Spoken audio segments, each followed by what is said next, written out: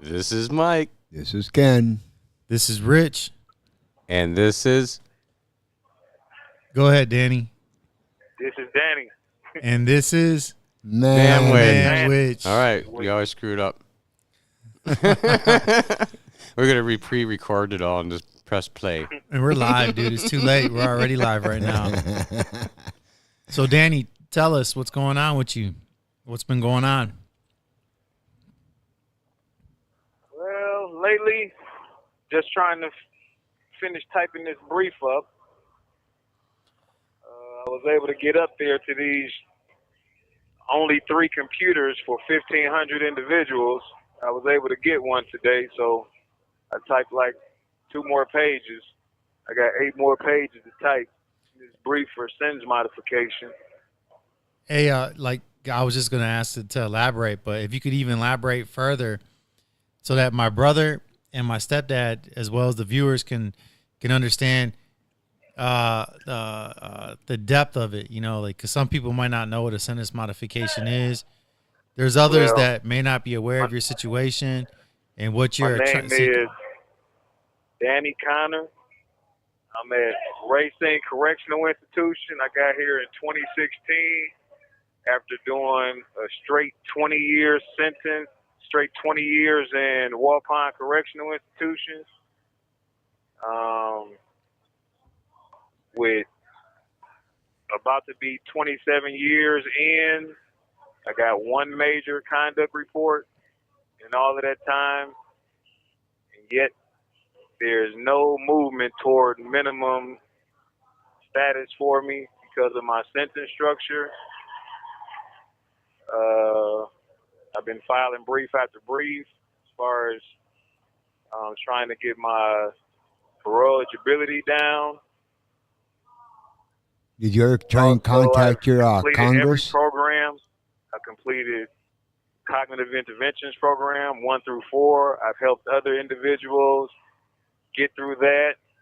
I completed anger management. I've completed literacy courses. I completed multiple Bible studies and still partake in that, as well as helping others to understand scriptures. Every program that they've given me, I've completed, along with many others that I've just chosen to take myself, like this computer concept that I'm presently in, which is doing pretty good. I'm up to 37 words a minute.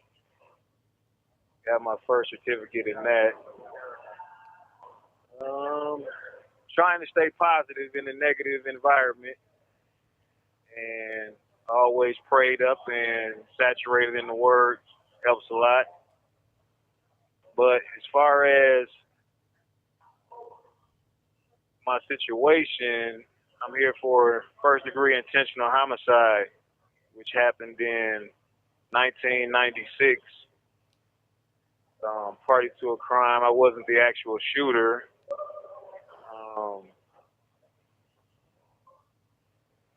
Mr. Albert Thompson lost his life, and I'm aware of all the effects that trickled down from that, as well as upon my family and my life. But just knowing those things and being repentive and remorseful, sorry, all those things don't matter to the judicial system. It's simply about, unfortunately, in Wisconsin, it's simply about punishment, where other states are moving more to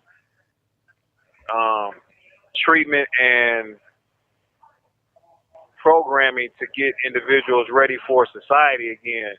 Not just penalty, but reforming individuals.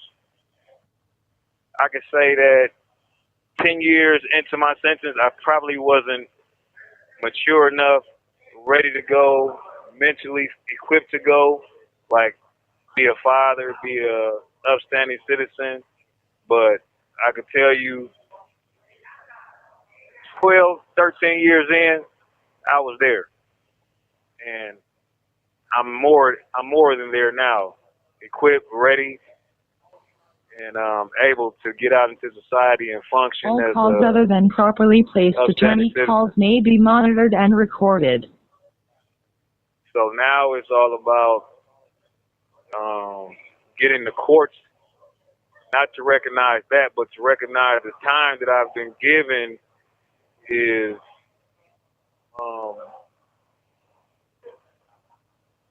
so lengthy as to make it basically giving me without parole eligibility because of my sentence, parole eligibility being so far out there. I'll take questions. Yeah, contact your congressperson. Contact that, whoever it is, whoever your congressman is, or congresswoman, whoever. You know, that's why just contact them, write them a letter, tell them what you feel and what you need, and if any possible way you can help me. They do a lot, They do a lot. She'll probably contact the parole board and get you out of there. Seeing you already got all those years in there. So just contact. I heard none of that. Yeah, you can contact them. They're that's what they're there for. They ain't just there to make law on you. So the congressperson, you can contact them and they can help you out do something. Yes, they will. I never heard of any of that. Recently, I was able to speak with MATC group, which my friend Zellner was taking part in. It's about reforming, and they like making plans to give to those empowered to give to the DOC as far as reforming the way that they do things, as far as the way that they sentence people, release people, and educate people while they're here and on the way out. So I was able, and me and a few other lifers were able to speak to the holes in those policies that they came up with, not to simply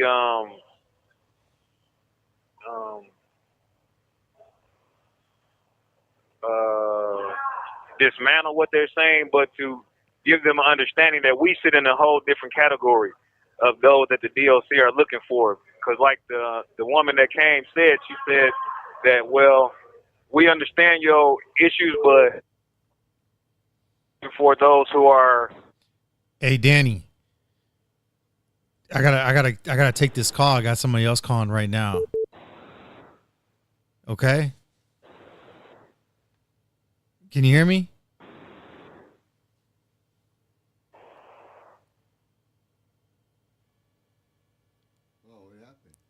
Oh, no, something happened to the line.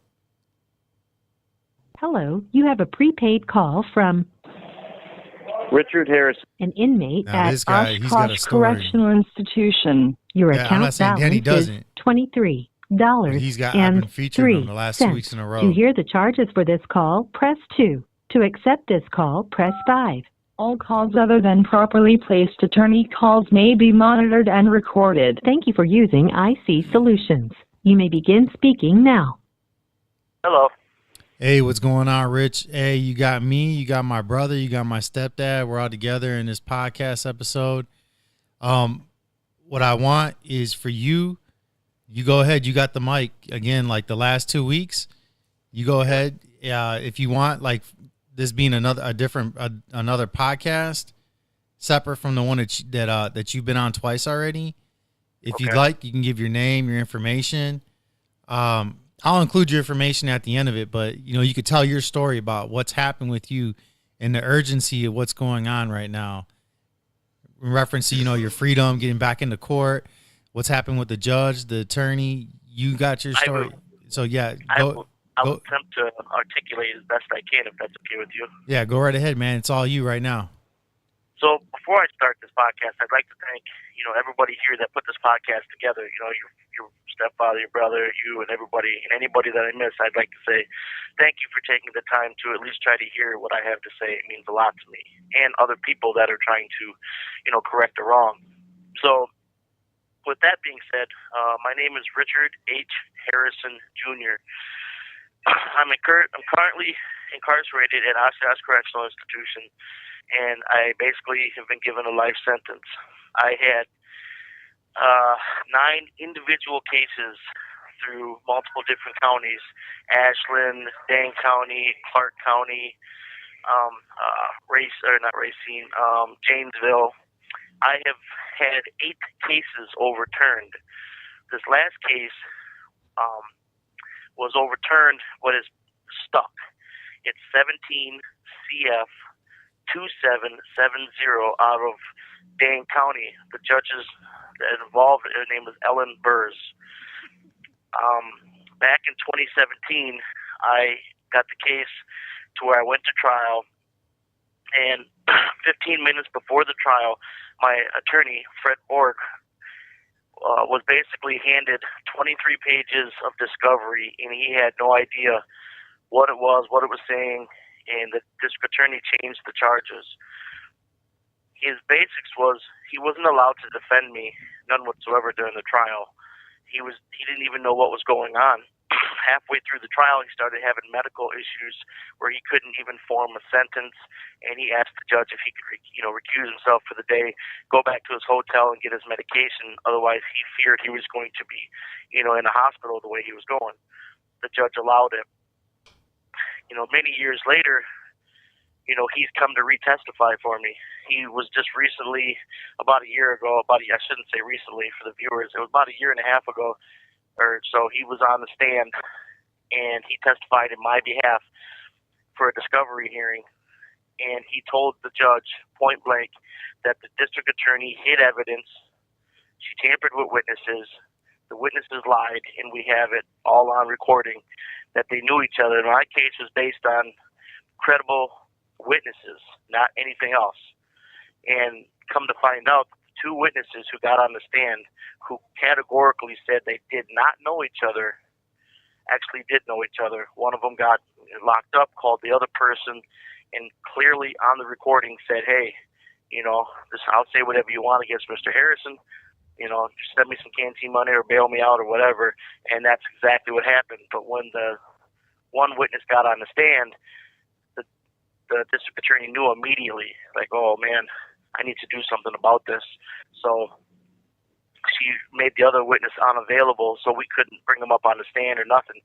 And we had no knowledge of this anyways, because she never turned over all of the evidence to my attorney, which he would have been able to show, hey, these 2 know each other. They just said he didn't. But it gets way more. I know a lot of people might think, well, that's just small technicalities. Another witness was in Mexico on vacation, and he said that he saw me every single day. But yet he was in Mexico. And when they put him on the stand and they said, well, how is this possible? He says, well, I don't remember being in Mexico. Now, everybody that I know, when you go on to Mexico and you go on vacation, you remember that kind of a vacation. So this was hidden from us, right from the start. But it goes on even further.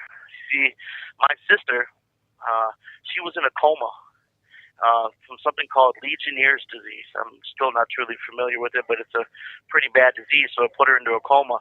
During the time of this, these people were forging my sister's signature onto what's called a land contract, as if she was there that day. And I've tried to tell people, hey, listen, this is not right. She didn't sign this. I didn't sign this. My elderly mother didn't sign any of this. This is all forged documentation. And my attorney never got a handwriting expert. He never even looked into the fact that she was in a coma, which would have shown that she didn't sign it. And this just keeps going on and on and on. So what happened was, I won the hearing, and the judge, as Ellen Burrs, decided that I won the hearing, and she stopped the hearing, which is almost an unheard of thing. She stopped the hearing in the middle of the hearing and said, I'm going to collect our thoughts here. We're gonna work through this. It's been almost a year since that hearing, so it never ended. And most recently, I was court ordered to make sure that I was at the hearing, which I've provided this documentation to the gentleman that's here running this podcast, and it clearly says that not only was I court ordered to appear by Zoom, but that the hearing did take place. But if you call and you ask them, if there was a hearing on 4/17/2023 at 3 p.m. for that case, 17 CF 2770, they say no, there was no hearing. But I want to read you the transcript of a hearing that doesn't exist right now. And it says, Attorney Lisa Claire Goldman in court for Richard Harrison. Attorney William Leroy Brown in the court for the state of Wisconsin. Attorney Goldman has until 10/2/23 for final post-conviction motions. Then the judge goes, any issue not raised will be deemed waived. Court will draft order. Now, if you stop and think about that, the only way to undo my appeal and to release me is to say, don't put the issues in, and then it just acts as if it didn't even happen. I've been fighting for 13 years to get to the point where I'm at right now. Right this minute, I should have been released. And instead, they court ordered me to be a hearing that I wasn't allowed to be at, that we have the documentation for. And the judge did the opposite. They know that I was innocent. They know that this person has done this before. They know that we have the evidence of the two witnesses lying because it's on audio recording. We have the transcripts. We have an attorney who is testifying on my behalf now and has already done so. I don't know what else to say, but then now there's a problem. Obviously, everybody realizes that money is, what makes the world go around, and every attorney out there wants their piece of the pie. And I get that. You have to live. But I'm an actual 100%, not technicality, innocent. I'm 100% innocent. So some people out there, some very good people, Alejandra, there was Paul, Peter, Sarah, who was a movie director, Aaron Jordan from the Gazette News, Eric Hochman from News Weekly, Dylan Brogan from Isthmus News, helped me set up a GoFundMe. And I'd like to put this out there. It's called Help Richard H. Harrison Jr. Seek Justice. And on that website, or on the GoFundMe, it's lacking because I don't have the ability to get the word out to people. And I'm not really from here either. My family's down in Alabama right now. My mother's down there and everything, and so I really don't have anybody to help me. So I'm very grateful these people have All set this calls up. other than properly placed attorney calls may be monitored and recorded. Have set this up and helped me. So, hello? Yeah, we're here. Okay. Oh, I just went blank there for a second. I'm sorry. So if anybody out there knows of an attorney that's willing to help me protect the record, which is what I need to do, that's where I'm at right now. My timeline is running, and I've got maybe 2 weeks, if that, to simply I thought you had to, put all of these. but I thought you had to like October 2nd. And I'm No. So here's how it goes. In the court of law, it's till the 28th, but that's the totality of both mine and the district attorney's responses. If my attorney does not right now, within the next 2 weeks, put every single issue in that has been raised, the hiding the evidence, the witness tampering, and all this other stuff, then it's going to be as if I never had an issue, and everything that the attorney came and testified for on my behalf is as if it didn't happen. So that way, when we get to that date down to about 10/2 or whatever, what happens then is that's the date for the final responses from the district attorney and everything. That's the deadline for everything. Mine goes first, then it goes to district attorney, then me again, and so on and so forth. But because my record has not been protected, meaning the issues have not ever been put into the record, it's over for me. So I'm looking for any support, anybody to make any kind of phone calls, to any attorney that's willing to just step in and not fight the case for me, just simply put the issues on the record for me and make sure that it's protected. Once the record is protected, I believe I will be okay, and I believe I will be able to move forward and free myself from that point. At this stage, though, I cannot. And it was an unforeseen thing. I thought I was going home and last Monday. I really honestly believed that. I was like, there's no way for them to get out of what took place now, and I was sadly mistaken. I can see that whatever the judicial system wants to do to cover up mistakes that were made, they can do. And I don't know what else to say. If you guys have any questions for me, I would love to answer them.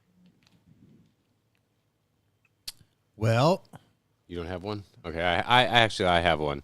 I was just like, if you what would there be, like, if you had to like tell somebody, like what would you say to them to stop that from what happened to you? Like, what advice would you give somebody? Is what I'm trying to say. Like, what would you say something to somebody so that wouldn't happen to you? I mean, what happened to you wouldn't happen to them. You know what I'm saying?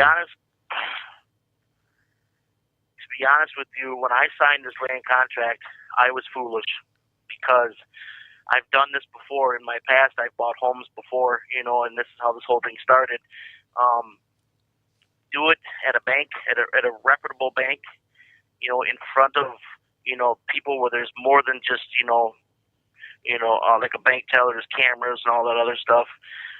Always make documentation, and don't let anybody have access to it. I just lost $16,680 cash plus, all the payments that were made for the house and, all my tools that I've had my whole life, and, on everything else, vehicles, cars, everything just vanished in the thin air, and with no legal recourse. And if anybody's listening out there, don't be foolish. Don't never let anybody trick you into like, here, no, it's all good, no, we've got all these witnesses, and don't think that just because you put something on your cell phone, that's protected. Even though when I got locked up, we didn't have iPhones, we had the Crazer phone. That's what I had it on, and I still had a little, camera on it, and I took photographs and pictures of everything. But lo and behold, all it takes is somebody to take the phone and pull the chip on it, and it's gone. And that's exactly what happened to me. And the sad part is they even admitted that they did it on the record. They said, yeah, we erased his phone and gave it to somebody else. And when they were asked, why would you erase, evidence that would prove this guy's statement, they didn't have an answer. And it didn't help me none either. So like I said, if there's anything I can tell anybody out there that, at any time a person can lose their life, for the rest of their life for nothing. And you can lose your money, you can lose every single thing. And it's a bad thing. I'm hurt not only, that I'm here and, and it's messed me up very greatly, but, I had an elderly mother, who worked her whole life, that moved in with me, and I was going to be her, forever home and everything. And we had it all set. Instead, they, once they put me in jail, even though she was making the payments, I mean, they started turning the power off, messing with the heat. They changed the locks on her. When she left one time, came back, she couldn't even get into her. And this isn't an apartment, this is a house. And then they said, no, they didn't do that. It got to the point where she was, she's an elderly woman, and she was just like, I can't do this. And, she left the state, went from Wisconsin to Alabama to go be with family down there, and just said she had enough. Rich, yeah. Explain to us here. I know the story already. Okay. But explain to us here and viewers that have not heard your story. And I know you're probably like sensitive about it, but it's got to be said because this happens to so many people. Well, this happens to people, and when it happens, it's like a slam dunk. Explain. You don't have to, but just what did they do? What means did they use? What was to get you put into prison? Well, here's what nobody understands. My case is even more unique than most people. Most people have a little bit of evidence, made up evidence or whatever, for an essay case, we call them, sexual assault cases and stuff like that. All calls other than properly placed attorney calls may be monitored and recorded. A lot of people don't realize you don't need any evidence at all. But in my case, my evidence was pointing that they actually were lying, and they were refused. And when you go into these cases, the district attorney likes to bring, doctors in, and they bring all these other people in, and they try to push the issue to become true. And it can happen to any single person anywhere in the world.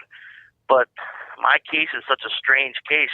We were denied the right for anything. I mean, the judge was like, you're not going to have any doctor come in here and testify on your behalf to show that it did not happen. We're not going to allow you to say that you were at work, even though I was on camera at work during the time. This is why my case is so crucial, because I'm trying to undo what the courts did and knew it. They just, this person was a confidential informant also. I didn't know any of this stuff, and And, I didn't even know what that meant, to be honest with you, at the time. I do now, and so they were protecting somebody that was helping them, do stuff to other people, and I didn't know this. And, by this being said, it came out later that this person actually, it was ironic, did the same thing down in Alabama and was found to have lied to the police down there, and the person was not charged. And, that then they came up here 4 years later, I met them or whatever, and it's just, I don't know what else to say, but I can tell you it can happen to anybody, and it's a sad state of affairs when a person can walk into a courtroom and you're not allowed to defend yourself, even when they know you're innocent. And I'm not just saying that because I'm sitting here in prison. I've spent years getting the evidence to these reporters for these different news outlets, and they've all said the same thing. It's unbelievable that you're still sitting there in prison. But Do you think you're wrongly convicted? Say that again? Wrongly convicted. I don't know if that, I can't hear you. Do you think you've been wrongly convicted? Oh, I know I've been wrongly convicted. And I know 100%. There's a program out there where these lawyers for wrongly convictions.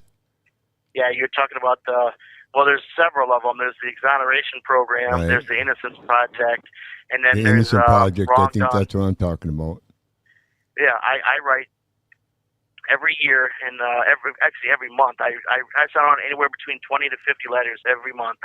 Every year, though, I write the exoneration programs, and I have every single copy, every single one of them, and they always write me back until you get to the appeals process of your case. We can't help you, and even then, there's a 5 to 10 year waiting list to get to that. Wow. And I presented them that I'm the only person in the state of Wisconsin right now, and I hold legitimately, and it's been researched, I legitimately hold the record for the only person stuck in the courtroom and being denied the right to be able to go to an appeals process for almost 6.5 years. And it's you've just never heard of, because once you're out of the courtroom and you're convicted or whatever, you move on to the appellate court. From the appellate, you go to the Supreme, and the Supreme, you go on to the Western District with a habeas. And like I said, I've studied law, for the last 13 years to educate myself on things so I don't say something incorrectly. And it's never been heard of, ever. Did you try the Supreme Court? Say that 1 again? minute remaining. The Supreme Court. Did you check those people out to get into the Supreme Yeah, I Court? write them, and they always say nobody can do anything for me until the judge releases me. And Oh no, that's not true. That's I know not that. true. You just get the paperwork. Fill it out. Have somebody take it down to the federal building there. You'll stamp Yep. it, give it to the judge. You're filing indigent because you got no money. Yep. And they got to take the case. They have to take that case. I know. Otherwise, but the they're judge- denying you. They deny you your rights. And I agree with you. Hey, before the phone hangs up, I want everybody to know that I'm very grateful you guys did what you've done. Hey, listen, I won't- if you go can, ahead. get back in line and we'll take your call again. All right, I'll do that. But I want everybody to understand that that's why the judge put on her piece of paper, no issues means case over. That she's trying to bar me from being able to go forward by Right. not preserving the record. But see, that's a why she did constitutional right. that. Right. You have a constitutional right. When you go in, you get everything about your constitution in there, and you put it on paper when you get the federal paper. Well, hung up. But you could tell me. But it's true. You It's could true. tell me. You Big fill boy. out the fucking paperwork and put it in. Dude, this is what happened. Now, this is what I do want us to talk about open borders and Title 42. No, open border. But with him, with Richard, the thing about him is he's been in the lower courts for over 6 years. What typically happens is, okay, like what's happened with me, when I put a motion in, if it gets denied, then I can go to the higher court, Right. appeals court. In his case, what that judge has done is found ways to prolong his day in court. Whether rejection or exception, let's just call it, right? I don't know what the legal jargon would be. And she has managed to keep him in the lower courts for the same motion for 6 years straight. And by doing what this woman is seeking to do is This is where I don't understand, and that is because he's saying because he already won. He said he already won his motion, so he was supposed to be released. And what the judge did that day when she said that he won, she went into her chambers with probably the prosecutor and his attorney, came back out and in words that I can't understand, just swept it under the rug. But that's him right there. That's Richard Harrison. Well, in the mic, please. We want to hear your voice in the mic. I was out of the mic. That he might have been on the news. Listen. When he had his second, he had a court date about 3 weeks ago, right? He had one before that, though. I think it was the one before that, but he had news reporters, people from various groups. Really? Yeah, and what happened? The judge, when the judge seen all these people in her courtroom, she asked them who they were there for, and their response was for Richard Harrison's case.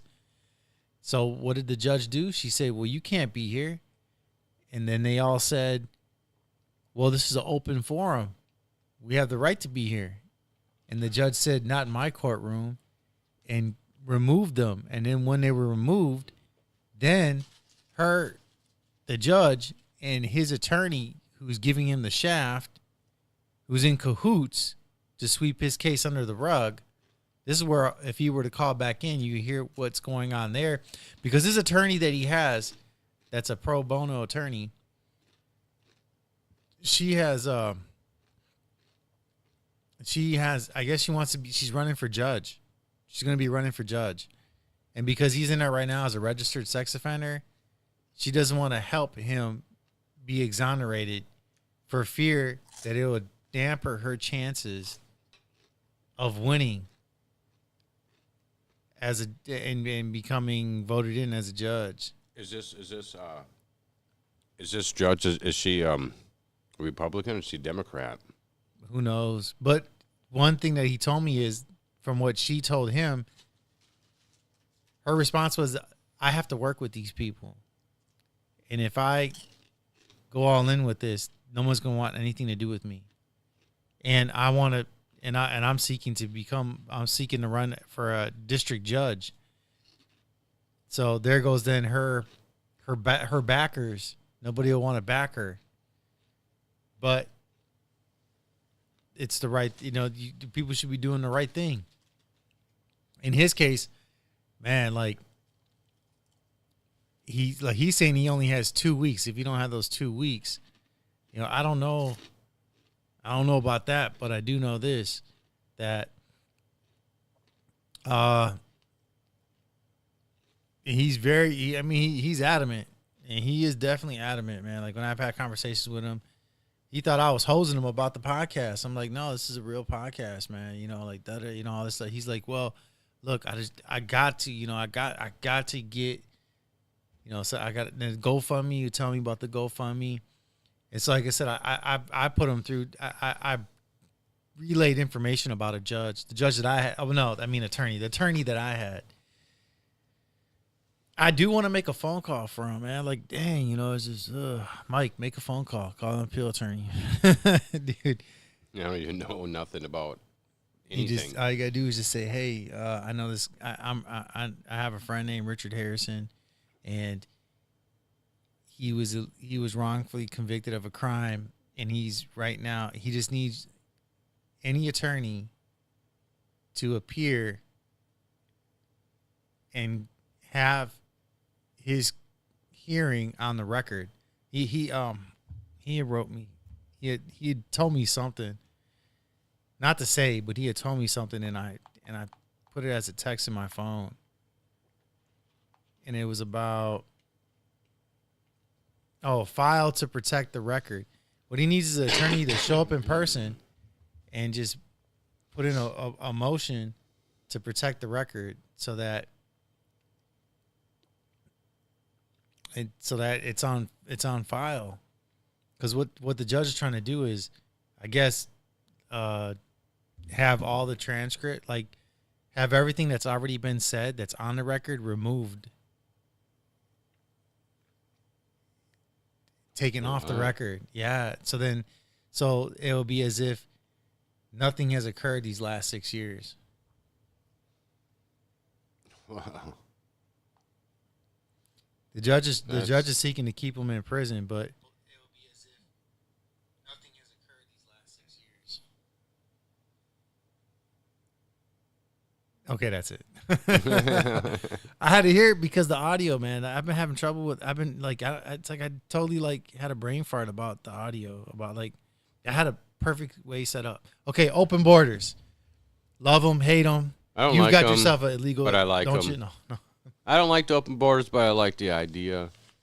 Right now, somebody's saying, "Dude, I've been sitting here for what is it, 35 minutes? You guys are now talking about open borders, all this inmate We stuff." already know about that already, though. The borders. But it's everybody thinks it's something like, a rug. The border. No, for real. That's dangerous. That's fucking dangerous, man, lifting that right now. Could you imagine the surge? It's going to happen. Oh, yeah. By the 1,400, military there at the border. Hey, that should have been done in the beginning when it first started to do all that shit. It should have been there. I have no gripe about people coming across the border. Come across it legally. Yeah, You come across on it, sure, people are going to look down on you different. They're going to look at them different. And they want them fuckers to fucking vote. They're not even citizens. Dude, they're giving them driver's license so they can vote. So they're saying it's weird, crazy. They're saying that there's people coming over the border, and the cartels are telling them that they're to commit acts of violence, and if they don't, they're gonna harm their children, right, or their family members. I was listening to it on Alex Jones. It was on another channel. There was a guy that was going around. He was Hispanic, and he said he was a white racist. Did you hear about that? He did a killing spree. The guy that did the killing spree, the recent killing spree or whatever. Anybody know this? Drove his car?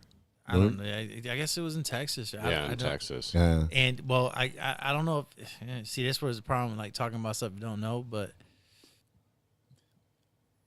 I want to say that was who it was about, and that he had done it. It was supposed to be like a hate crime, and that he was part of a white hate group, like a prison gang stuff or something. But the way Alex Jones was saying it is, these people are coming over the border, and their MO is to disrupt the way America chaos. another like going to shop, go. You're in the grocery store, all of a sudden you get shot and killed, a killing spree of sorts. Like go out there and commit these acts of violence, and then make people be fearful of blackmailing people that that their families will be harmed, depending on But that's what I'm saying. Like I heard this stuff. Now, granted, I heard it the Chinese. That the Chi-Coms, as Alex Jones would put, that they're making their way over the border, and here we are. We're in this feud with China, and you got fentanyl coming over the border. You got these supposed they're undercover military or whatever, or terrorist cells. They're already in this country.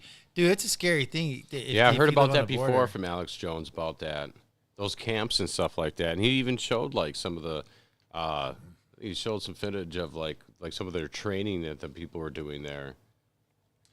They're supposed to be already here. Yeah. So think of it. If you live out in them farms somewhere. If you live in California, out in the middle of nowhere. If you live in California, Texas, all those border states, and the amount of people that are being said that are coming over the border, don't fall asleep on us, pops. I was thinking. Oh, okay. I thought you were gonna fall over. what do you say, man? You know, they were saying that there's a bunch of people coming over. Well, he was like, well, they're coming over and they don't have any job skills and they're just here. And people coming in here that have criminal records for Mexico for this and that, whatever. And I don't know. I seen How some can you video of them have people open coming over. borders? It showed a lot of guys. Showed like guys, trafficking younger too. kind of guys. They said there's children trafficking. Oh, There's yeah. kids being trafficked in here. They like that stuff here. So There's like dicks being chopped off and sold and shit, all that weird shit, dude. I mean, there's like the crazy economy of human stuff. It's like fucked up, man. You heard about that? Those black dicks. What, They're just dude? selling African dicks. what? Yeah. There was like some singing that I heard like about a month ago or so, or whatever it was. They intercepted some shipment of dicks, black dicks, big huge black dicks. For what? I don't know, man. People eat them, or I don't know what the fuck they do with this shit. You know what But I would. You know what I would say. But what happens to the rest of the person? You know what I would say that was about? Penis transplants. Maybe. Dude, I tell you right That's now. what that was for. Yeah. There was a guy, for instance, there's been successful penis transplants, but like I heard it, like there was a guy that was in an accident and his penis got ripped off or something. It was a car accident though or something. It wasn't like, Was that that little kid when I was a kid? That was a man. Oh, because when I was a kid, that happened to that kid that lived down the block on 21st and Greenfield over there. That's horrible, dude. He would run to the things. He'd say, baseball cards. And I guess he ran into the car, and then the car took off, and the bumper snagged onto his. Oh, dude, come on, And there man. it goes, a rip off. That's horrible, dude. That's what I heard, but that could be a superstition. His brother, I seen his brother at school at South Division when I was older, and I asked him about it, and he said that really happened. Well, and that's so they couldn't put that shit back on. With genitals being found like that, I wouldn't be surprised if that's what's happened. Penis transplants. Yep. I think there's something a little bit nefarious than that. Dude, are you kidding me? Sneaking them across the border? Are you sneaking them across the border? Are they, well, yeah, that's what I think too. Wait a minute. Are they sneaking these penises across the border? Or are you just talking about penises? I don't know what they're thinking of. I don't know. I was just thinking about something and it just happened. It just came to my mind. I don't know. Yeah. It's sick shit. Dude, Just that's weird crazy. shit. Talking about I thought these penises were coming over the border. I Dude, thought they there were probably illegal could be. penises. Who knows? But I'm just saying, because the reason why I say that is because like you said, there's little kids going across and back and forth. I mean, maybe there's this shit going through there too. I mean, yeah, but it'd be all right if they had a passport. I thought this was. I thought we were talking about Title P. No, it's just this is just crazy. This tells you like how crazy things are, man. It's just like who would think of some shit like that? Like, why would that would be going on? And like, where's the rest of the guy? Like, What happened to the rest of the guy, man? How did that hit you? Think about what I said. How it hit you. Like your response. Like you were like shocked that's a note that's a notion of sorts that could be that's what it is, man. In my opinion, it's penis transplants. They're not eating them. What are they gonna do with them? Hey, man. They're not gonna throw them at people. People probably eating them, dude. Yeah, you ever see a doctor do a transplant when he's drunk? People get bored. Them rich people with all that money, they're like, hey, dude, we've eaten everything. What can we eat now? That's horrible. And they're like, dude, people are the next best thing to chew on, I guess. Well, Dahmer liked them. He said this part of the hand tastes really good right here. Did he really? Yeah, this part right here tastes real yummy. Oh my gosh, dude, that's horrible. He was lying. He was lying. He was lying. It was this part. Well, he told me. He told me that this part was the yummy part. He got the wrong one. Are you talking about when you met him? Mm-hmm. And when you met him? I never met him. Never met him. I met him. When you smelled him. But he never told me that. He never said that to me, I could have seen him. I could have seen him. I've seen him on TV. And I've seen him in person, but when he never said that. Many years, so hey, I could have seen him. Food for thought. I've been doing these reruns. But I seen him. I see it. Well, I got to take it back. I did see Dahmer. When you were, and I saw Jesse Anderson also.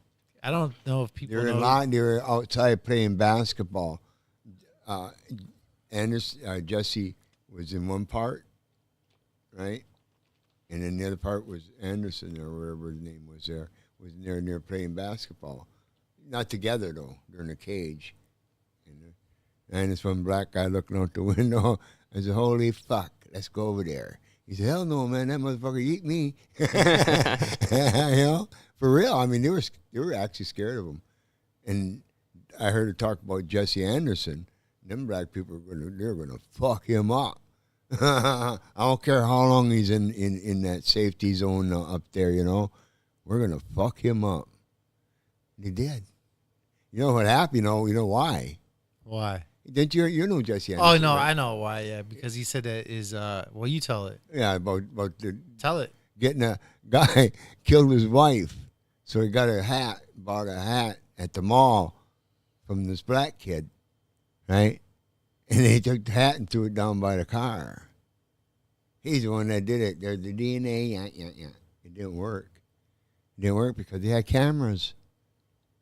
They had a thing him buying that hat. They had witnesses saying he bought that hat. You know? Try to blame a black guy killing a white person? Oh, I ain't gonna fucking fly. You know, even if it was real, I ain't gonna fucking fly. They're gonna fuck you up. You know? You guys want to see what Alex Jones has talked about? Yeah.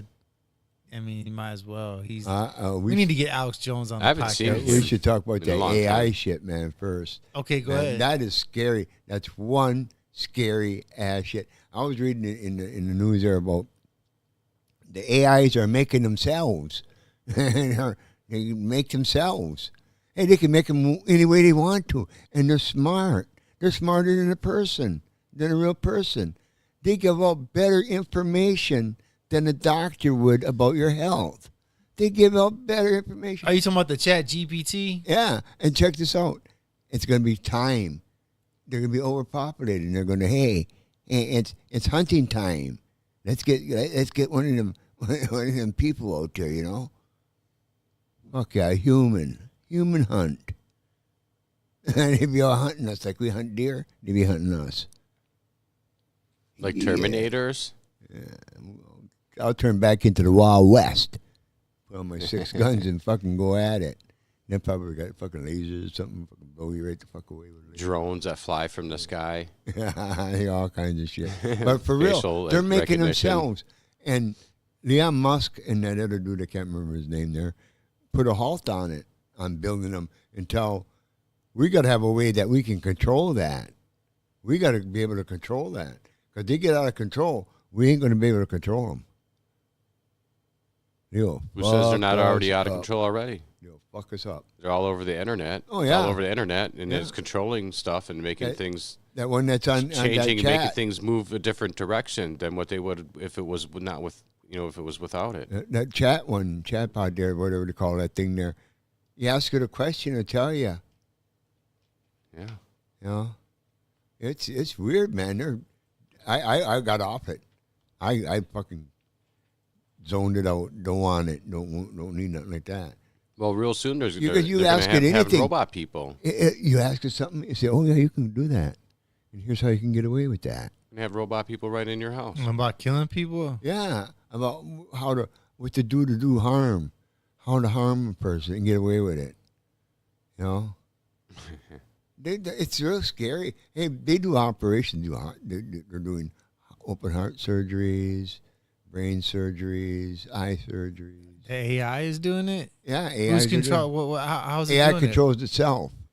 it? So it's got arms? It's a human like we are. Yeah, they got them things, you know, Okay. and little things, little technicals what it can do. They ain't got It's robots. the The AI is robots they're that's robot. doing it. They're robots. It's robots, Richie. But they're Medical robots. self-production. You know, they ain't supposed to do that, but it was caught, and it was a secret thing. But I was reading Sounds They like a made mo- themselves? They Sounds made like a dark movie. web on a dark web. It was on there for about Dude, 15 that's a movie. seconds. That's a movie. It was on 15 seconds on there, and I read it. That part, and it went off just like that, disappeared. That whole fucking thing, you know. That's Terminator. Remember that? That was really something, man. That's weird. And you know, I go down there once in a while when I can get something, but usually, you got to type in these numbers and shit. Just keep on typing different numbers. You can get onto it. Well, anyways, you get on it, and you're only on it for a little bit, and then they shut you down. So they go off into some other program. That's why I use the number thing. So yeah, you can get on that dark web easy, just by doing a whole bunch of different numbers. But it's scary. It's scary though. Some people there's different types, I guess, of black webs. I don't know. But the one I go on is pretty scary. Black web. And then them people are something else, man. It really is. When people can laugh and joke and all they want about them. Hey, calm down. And I know. Calm down. That's a real motherfucking thing. I'm sending an AI to your house. That's scaring me, man. That's a real. I'm gonna buy one of them robot dogs. Yeah, I'm gonna buy the robot dog. And I'm gonna have it look at you all the time. I tell you that. That's kind of calm down when I said scream like a dog. I'm telling you, that's not a funny thing, though. That really is. It's that's making not me laugh. Really fucking funny, man. Them fuckers get out and they start doing things. Yeah, you be laughing, and then you say, "Where's my kids? Where's my kids? The AI what got happened them. to them? The AI got them. What happened to my wife? Where is she? Well, she's on a big old pot of kettle over there. She's being cooked up right now. By who? The AI is gonna eat you? No, Dude, what are you talking about? You'll be feeding it to you, to whoever. Oh, that Soylent Green? It's just like that. Oh. Dude, what are we talking about? I don't know. We just went somewhere. You ever see that show where it showed all them Zone. people walking, they were like AIs walking around and that, and taking over, and that one guy acted like he was one just to get in there to destroy him. Yeah, that was Terminator 4. That was the new Terminator. It was a good show, but it's just like what's going on now. Chaos. It's what's going on right now. A lot of this shit, talking to that thing on the internet, and it's telling them what to do and shit, and they're going out and doing it. Stupid. A lot of people listen to the news, but don't know what it's about. But you listen to it. There's a lot of shit that goes on in between when you listen to news. You got to kind of read in between them fucking lines and say, "Hey, this ain't this. Wow, holy shit," because they put an adjective in there. They sneak an adjective into there to make it whoa. Sounds like Terminator. I'm just kidding. Breaking, that's enough AI. Check it out. Breaking. Alex Jones right again as deadly shootout. People really don't give a fuck about it anyway.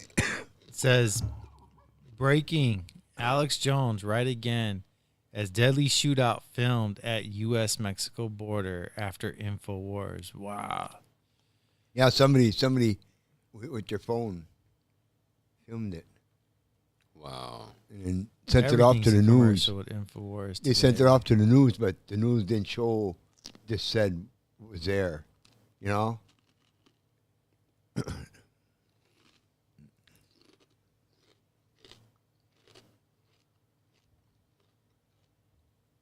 Can logically sit here and say that the President of the United States had no idea that these companies were being formed while he was Vice President of the United States. And I will add you, he was probably in better mental shape then than he is today. I'll throw that out there. Man, that's got nothing to do with the border, though. You're talking about censoring. Yeah.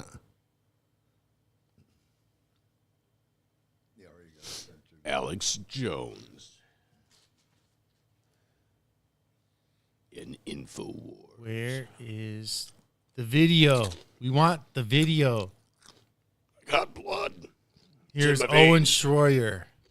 Oh, there he is. Owen Schroyer here for Infowars.com, and we have just landed in El Paso, Texas, for our Biden's border invasion emergency coverage. Now, this issue, specifically in El Paso, Texas, where there have been upwards of 3,000 illegal immigrants, basically homeless, living on the streets, had been being ignored by the media. If it wasn't for some independent journalists and content creators that came out to El Paso to cover it, we may have never seen it. Now, the media has gotten aware of this, and myself and others are now down here in El Paso going to be covering the surge as the conclusion of Title 42. We're expecting over 150,000 illegal immigrants to surge the border immediately after it concludes. Now, we're going to be here covering that from El Paso. It's going to be going on in Brownsville. It's going to be going on in McAllen and many other places is what we're being told. Now, last night, there were upwards of 3,000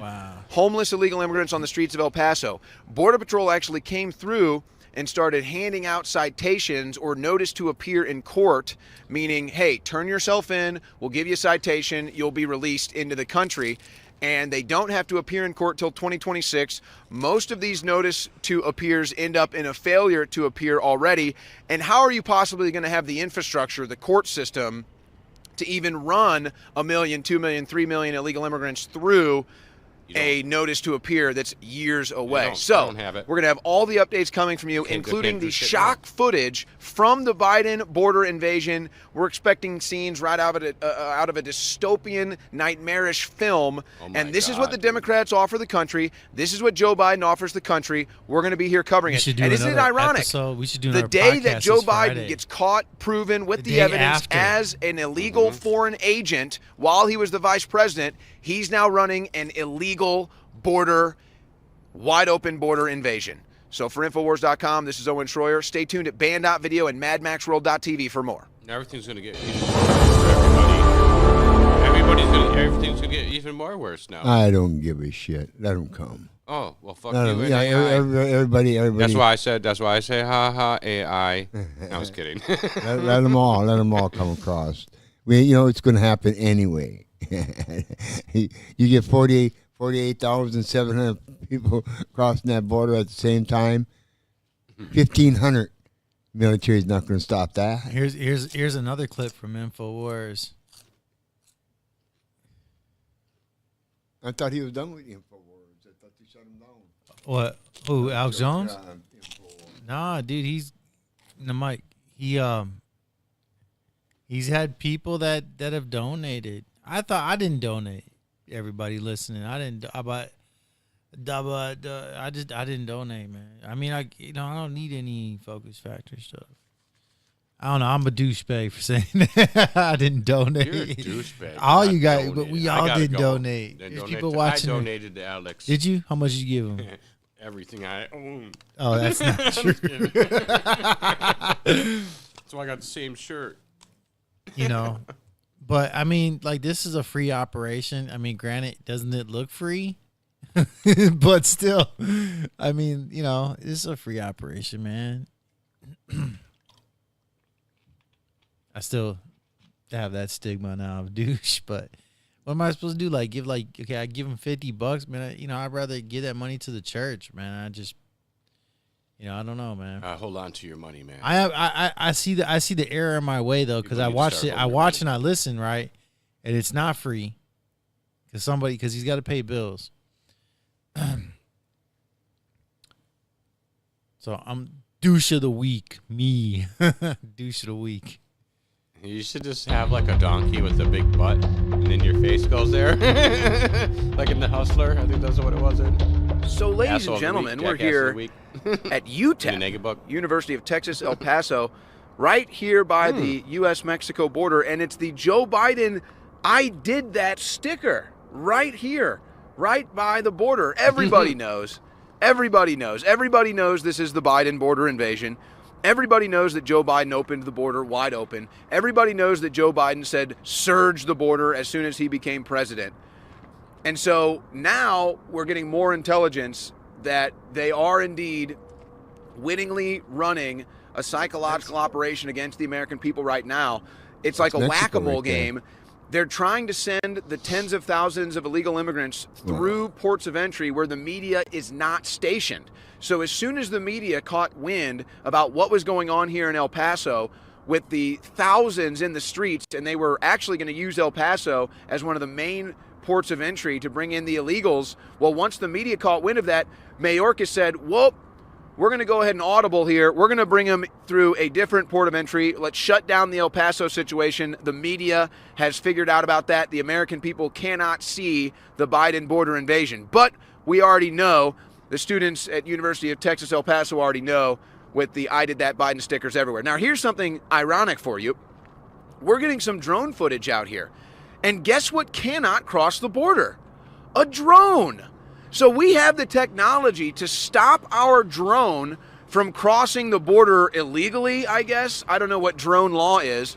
So our drone cannot cross the U.S.-Mexico border, but illegal immigrants can, prisoners from Venezuela can, gang members can, rapists can. That's all good. It's the Biden border invasion. But that dirty InfoWars drone must be stopped. Stop that drone! Grab it. Illegal drone! If only it was a Venezuelan prisoner, then it'd be good to go. Wow. InfoWars is known for being tomorrow's news today. InfoWars is known for having 98% accuracy on average. InfoWars is known as being a game changer, and our products are not any different. Two amazing products that I really want you to try. If you've never tried them, iodine. Or if you've been a regular buyer of them, they've been sold out for a long time, they're back in stock. I want to remind you, we're now back in stock, are the Real Red Bull Plus and Ultimate Bone Broth. I don't have time in 60 seconds to tell you about all the ingredients, but believe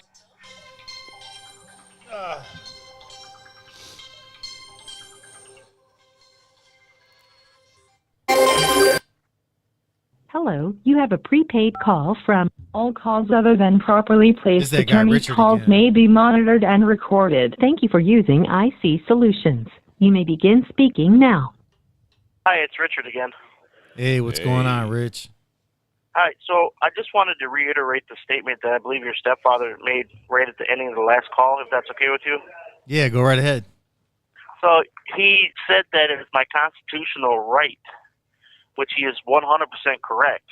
The problem is, and it lies in the whole problem with the judicial system, is exactly what I wrote in that letter that you received from Peter, where the legal system gets going so fast, it's like a freight train, and it doesn't slow down until it jumps the tracks. And even then, it does so much damage, and it takes so long to clean up that it's just a waste of time. You're almost just better off, almost giving up. But in my case, I'm never going to give up. I've lost my life. I've lost my livelihood, my business, my homes. I have children and everything that need me as a father. And I'm the only parent that's in the picture. The mother's not in the picture, and it's just like I know that it's hard for the viewers out there to physically and emotionally grasp, the whole understanding of what's taking place.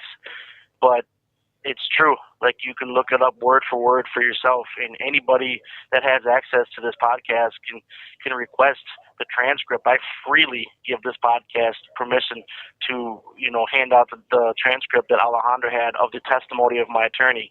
You can go on CCAP, on 4/17/2023 and look at the exact case number, 17 CF 2770. When the judge's words, her exact words, I'm reading them to you from the actual piece of paper that I have right now. She says, any issues not raised will be deemed waived by Richard H. Harrison. She's telling this to the attorney and the district attorney at a hearing that allegedly never took place, where I was court ordered. If you look right below it, it says right on it, Mr. Harrison is court ordered to be present during this hearing. But yet I wasn't allowed, because if she'd have said that in my presence, I would have obviously, just stood up for myself and said, hey, no, wait a minute, Your Honor, there is, over 30 some odd issues that have been brought to court, proven, and 23 of them I can almost cite, right here and right now. And I think that,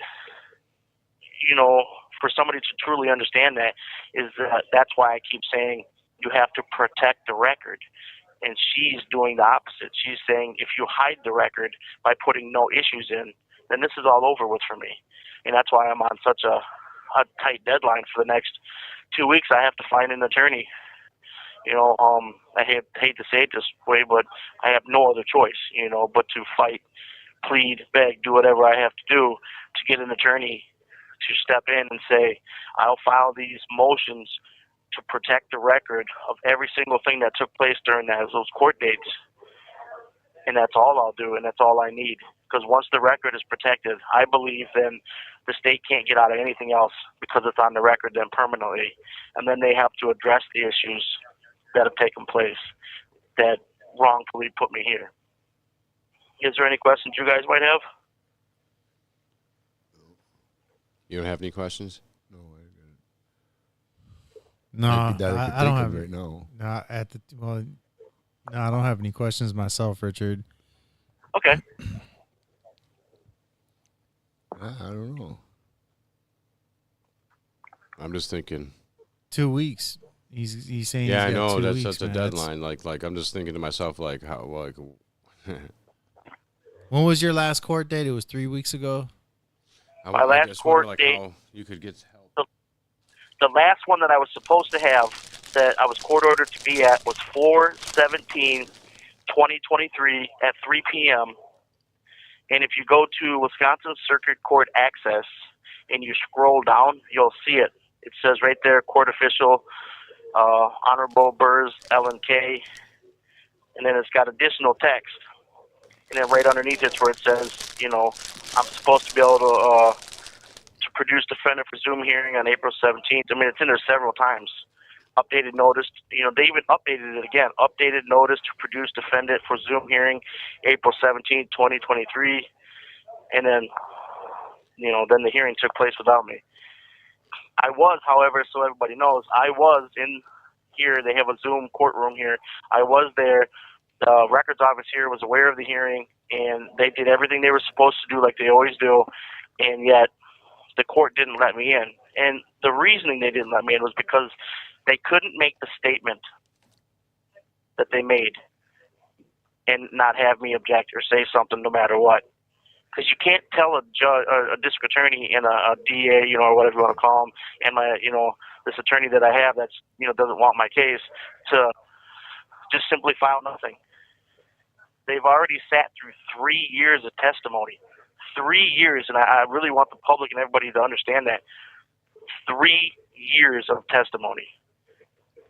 Proof after proof after fact, you know, and when they would say something's not right, we would go back and we would get it corrected. Actually, I got it corrected, you know, and for them to just be able to say, well, just put it in as if there's no issues whatsoever.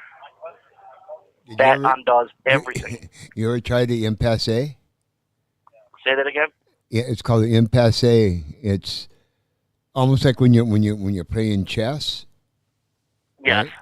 And you can move up without any penalties. You can do that also. That's bypassing all the rigmarole, all the bullshit that you got to do to get to where you're going. You know, so you can feel it. You have to. I don't know if you got a law library there, right? No, I 100% agree with you. Like I everything you're saying is 100% correct, and I my heart goes, you know, out to you because you're going to get frustrated with me, but it doesn't work that way in my situation. And the reason it doesn't work that way in my situation is because they found a loophole.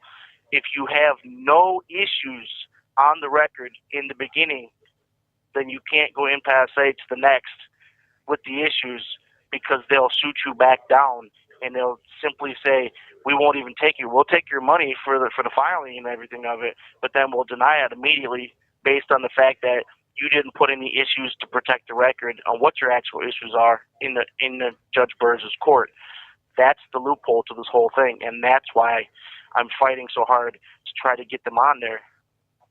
Wow. The minute those are on there, I think this thing will solve itself, because once they're on there, the appellate court, the Supreme Court, and the Western District all have direct access to that, and the first thing they're going to say is, no, don't send that to my courtroom, because this man has already won 8 cases with similar, you know, with like similar claims of ineffective assistance of counsel, and this is the biggest one yet.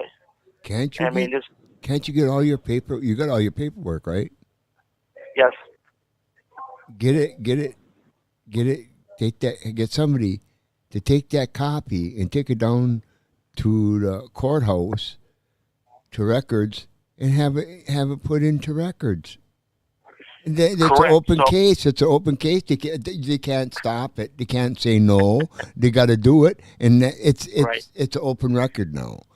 They And this cannot, get rid This of is it. where you get frustrated with me because you're 100% correct. I 100% know what you're saying is correct. This is where the All oxymoron calls other than circle goes properly on. placed attorney calls may be monitored and recorded. I've done this to try and protect my record, Right. but because I have the attorney that's just this Lisa Claire Goldman that was appointed by the county.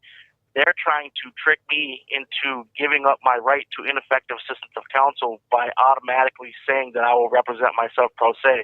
And they've tried it 2 times. And the attorney knows that if she files, she's not going to become a judge this next term, which she's trying to do, which she's already told me. She says she wants to become a judge, and that they will blackball her if she wins and takes the judge out and the DA out for what they just did. Right. That was her exact words. So every time I filed with the clerk of courts, they 100%, I documented everything, document everything. That's a very important thing. They kick it back to me immediately and say, you have an attorney. So I write the attorney, like you can see the letters that the one I just sent to your son, and it's clear as day. Over the years, I've given her every issue. I've begged her to file. I've tried to file directly with the judge. The judge kicks it back. I filed with the clerk of courts. The clerk of court kicks it back. I've even tried to go to the Supreme Court and the appellate courts to say, hey, under judicial law, they're breaking the law by not allowing me to do this and file for these issues, which are actually already been proven. And they'll go, we can't even look at this until you're out of this courtroom. And if it doesn't make out of the courtroom, then you have to go backwards. This is that legal, I don't know the best way to say it, that legal paradox where what you're saying, yeah, it makes total sense. That's the law. But then when you try to apply the law in this case, they go, no, you have to do this first. You do that, and they go, no, you have to do this first. But no matter how many times you do it, they don't want the issues to be put on the record. And that's where we're at the standstill. And that's why that hearing just took place to end the case. Like I said, I would have been released on 4/17. It would have been either she rules and says, no, there wasn't enough there, which is fine. It kicks it out of her courtroom, and then I get to go on to the appellate in the Supreme Court. Or she says, yeah. Shake them up. Shake them up. Right. Sue them. Yeah. Sue them for your legal rights. You're taking your Constitution and twisting it. I'd sue them. I would. I make my own little fucking thing. That'll shake them people right up. That's smart. That's smart. It's you're right. Again, I mean, everything you're saying is 100% correct and truthful, but I can't even get to that part yet because I haven't got past the other part. Plus, it takes time. It takes time and effort, money, all that. I don't have any of that anymore. You know what I mean? I'm very grateful to have my GoFundMe, set up, which again is, help Richard H. Harrison Jr. seek justice. But it's hard to explain to people what's really going on. But now you, like when we talked, you and I talked earlier, you said that you have something if an attorney will be able to appear, right? All I need is the attorney to do. Yeah, I've got money. I have got money put away. I've been saving up for the last 3 years. And, what I might do is I might just walk in. There's an attorney's office on my way when I to my apartment, and I might just walk in there tomorrow. And show them. I mean, that's something, man. Because I could see like just calling. I've called appeal attorneys before, and I have the ability to pay. Because I got a lot of experience in this. That's my. So the public is aware. I have the ability to pay for an attorney to appear on my behalf and file the motions. That's all I need. I don't need an attorney to go and battle this whole thing out, because it does it itself.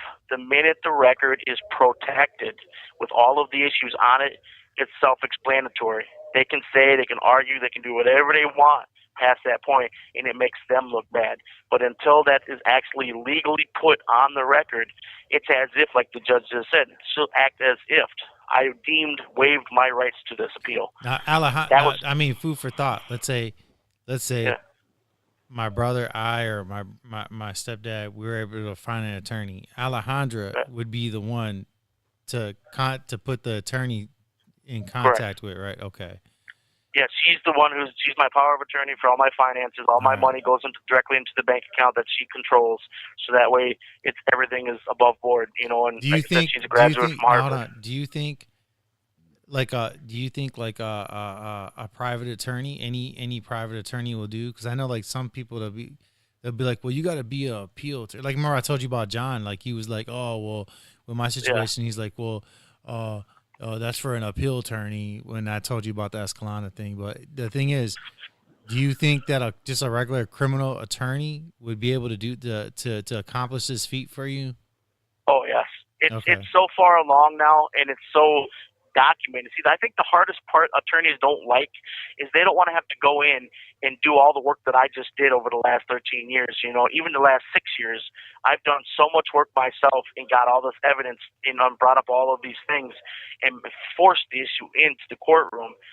So now all they have to do is just go backwards and go, all of these issues right here into a form of a motion. You know, as far as like the law goes for like Strickland, ineffective assistance to counsel, tampering with witnesses, you know, perjury, you know, I mean, it just goes on and on and on. So once you go down to, you know, changing the charges, changing the paperwork, which is a Brady violation, you know, all of these things add up to what's called the totality of the erroneous error under Strickland. And I've won on one of those cases also. I've actually got several of them, but I won on that argument, the totality issue. And this case here is the biggest one I can find, and I have probably 2,300 pages of legal ineffective assistance to counsel.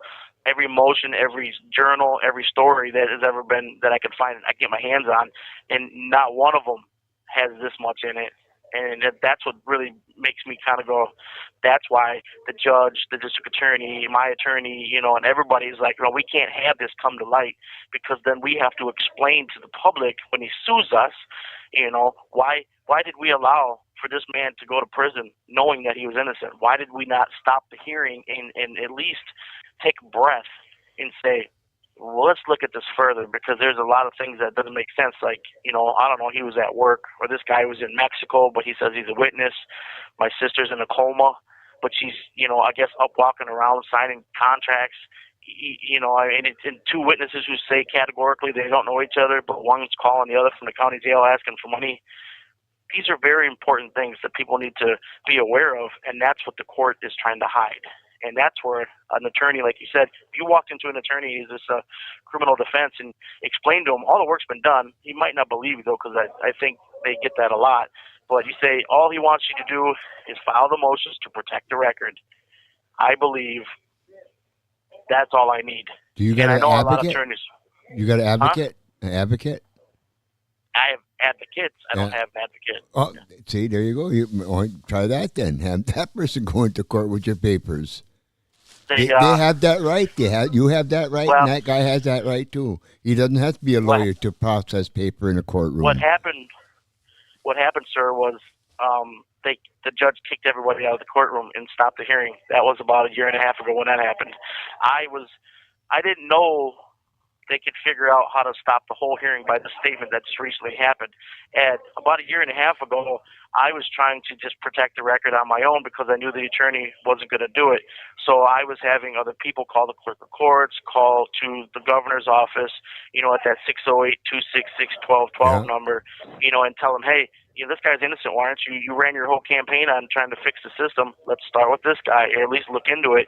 And, you know, when the judge found out that the media was there and, you know, my advocates were there and all these people that were outpoured that came there, she was like, you didn't have my permission to come to my courtroom. So now she canceled the hearing, kicked everybody out. And now it gets, I've had this judge look me right in the eyes and basically say, in word for word, and it's on the record too, I've said it to her to make sure it was on the record, that she said I was sitting in prison scheming to figure out ways to override the system.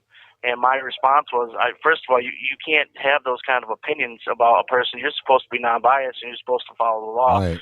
Second of all I've ever asked for was a fair and truthful, you know, a trial. That's it. That's all I ever asked for. A judge is not supposed to interpret the law. She was interpreting what witnesses were saying during the trial.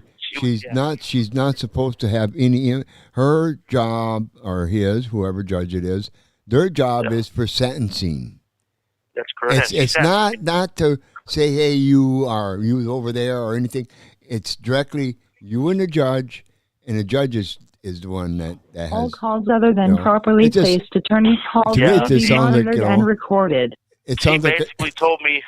Yeah. Oh, she basically all but told me she didn't care anything I said. I mean, she even offered, which was the craziest scenario. Now, she knew that these people stole all this money from me. It's already been proven in a police report that I was never allowed to be able to told, to the jury, which I still don't understand that. And she actually told them, she goes, well, do you want him to pay you any more money? And they were kind of shocked. They were like, what? We can get more money out of him? And I looked at my attorney. My attorney said, yeah, wait a minute. There's no damages or anything here. This is all fictitious and on. And she was like, well, if I order for him to pay more money, he will pay more money. He seems to have the ability to do that. So they thankfully said no. But, I mean, the judge even wanted them to take more money from me and my family. And I've never seen anything like it. So I have about a minute left. I want to thank you guys again for putting me on this podcast and trying to help me and anybody else you guys try to help. It means a lot to me. And I hope that, somewhere along the line you guys have the ability to at least try to reach some people and maybe they can try to help me. So God bless each and every one of you guys. Thank you. You're welcome, man. God bless you, man. Call this you're welcome, man. Call this Saturday for the other podcast I do from between 6 and 9, all right? All right, I will. Thank you, guys. No problem. God bless you. Yeah, God bless you too, brother.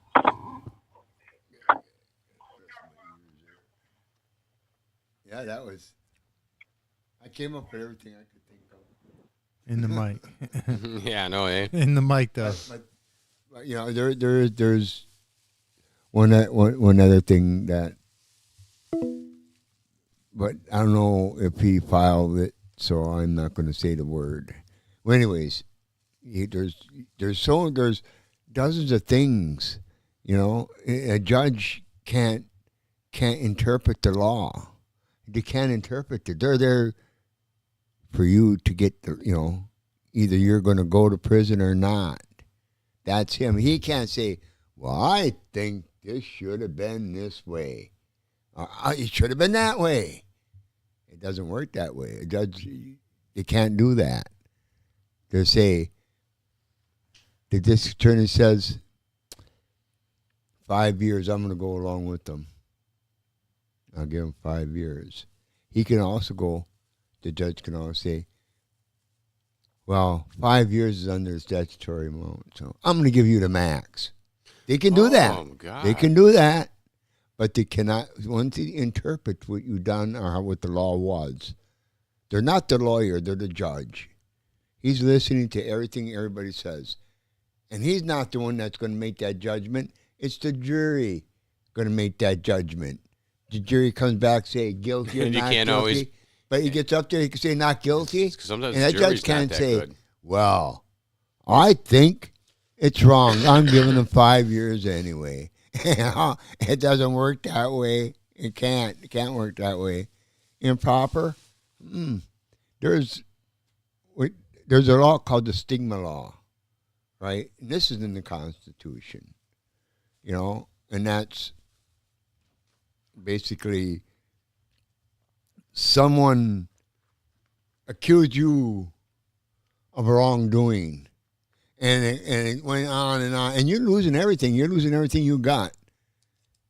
And then all of a sudden, come to find out, after years of fighting this battle and you losing everything, and you fall into the stigma, it's reversed. Now, not the judge, but the state has to return everything you lost. Everything you lost. They have to return it. And if they ain't got it, they got to get you one. And if they can't find one, they better find something for you that's a value of that. And that's real. Them are real. But people don't understand that. They don't look into stuff like that. Hey. I never heard of it.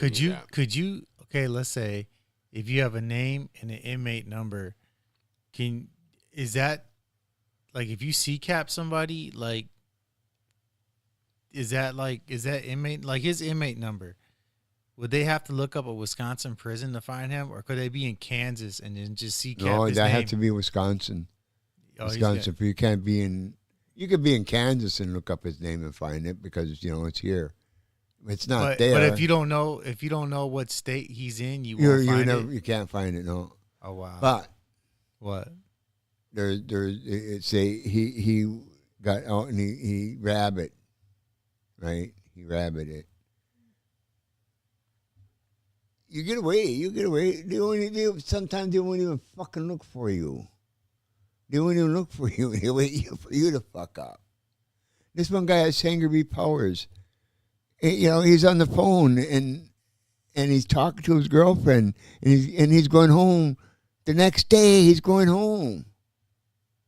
And this is in the afternoon talking to his girlfriend. He's going, I want you now. I'm going to come now. And hung up. Guards are listening. Right? And I'm sitting to the back, and this one guy come on and said, look at that guy just hooking across there like a big old Bambi. He said, we'll get him. We know where he's going. All of a sudden, he gets over in Green Bay. He gets away, and he gets by his girlfriend's house. He gets up the steps, and they were waiting for him. They were waiting for him right there. They knew where he was going. Got 5 years more. 5 years more for that. But I didn't see, but I heard in Green Bay that this kid, I don't know, a third tier or something like that, and he was getting out. His parents didn't want him. His brothers and sisters didn't want him. And so nobody wanted him. So he jumped head first, killed himself. And a lot of stuff like anything happens in a prison is not going to go very far out of that prison. So you got stabbed and sliced up. It ain't going nowhere. You just got stabbed and sliced up in prison. Outside, they ain't nothing going to be on news about you. You die in prison, there ain't going to be nothing on you about in the news. So-and-so died today in prison. Obituary. Yeah. You'll be buried at called Clad Hill. Unless you're a celebrity.